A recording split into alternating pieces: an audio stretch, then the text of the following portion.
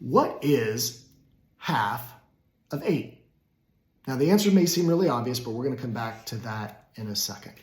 So happy Monday to you all, team. Hope you had a great weekend and are looking forward to a fantastic week ahead.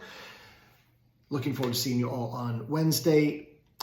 We have been talking a lot about communication, but we have been focused the vast majority of the time on the conversational side of it, the speaker side of it, right? How do I become more succinct? How do I become more clear, more effective in the way that I'm communicating from the speaker side? But what about the listening side of things? And that's what I'd like to focus on this week, because I think it's an important part of the equation. It's how we become, I think, a more empathetic conversationalist and really learning to hear what the other person is trying to communicate. So if I were to ask each one of you, do you feel that you are a good listener? Most people would say yes. They've either been told that, they feel that they are an attentive listener. But if I were to ask you how you know you're a good listener, it becomes a little more nuanced. It's a little more challenging to do. So in the coming weeks, we're going to talk about listening, and I just want to cover a couple of concepts that I think might be helpful as we start thinking about how to become a more effective listener. In the recent past, and so for those of you that are new, this will be very new, talked about different levels of listening. And at the most superficial level is our desire to respond. So we listen to respond. As a person is talking, we're already thinking about the answer, right? They want to know where something is. They're looking for advice. We're already manufacturing how we want to respond in our head so that as soon as they stop talking, we have an answer ready. The next layer down is that we listen for content. Right? So we're listening and we're looking for certain key words, things that we're familiar with that will help us lock on to any information to understand what this person is saying, and then we can respond to them. At much deeper levels, we start listening for meaning. And this is where we understand that maybe the words that they're saying are not necessarily what they're intending. So we help that person dig a little bit deeper, or we give them more space to kind of communicate what they're trying to get across to me as the listener.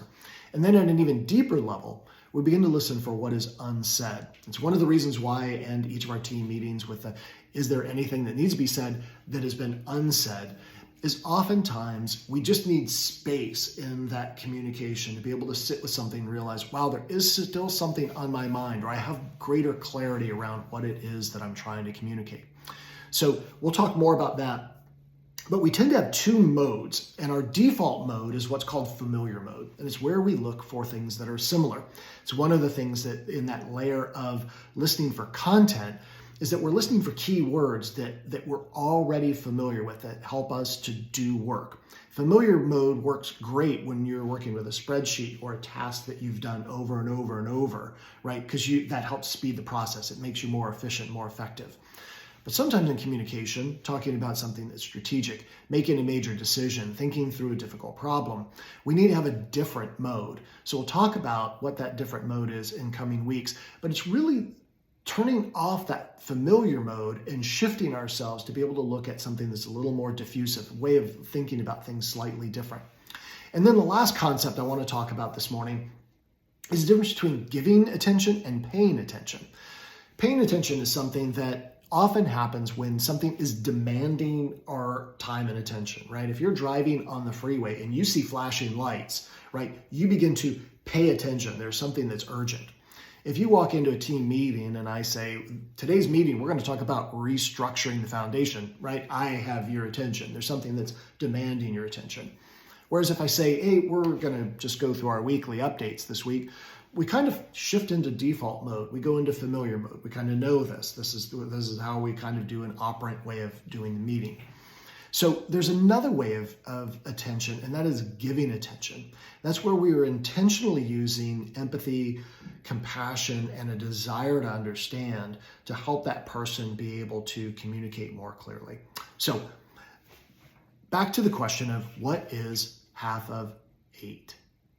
Now, the obvious answer for all of us is going to be 4, right? Because we automatically thought this is a math question. What is half of 8? But what if I were asking a design question? Could it be that 8 is 2 3s instead of 2 4s? Absolutely. What if I was asking a dimensional question and I said it's 2 zeros? So still half of 8. Just a different way of thinking about it. And so as we think about listening, were we asking a mathematical question or were we asking something else? So I'll leave you with that. Hope you all have a fantastic Monday. Look forward to seeing you all soon. Take care. Bye-bye.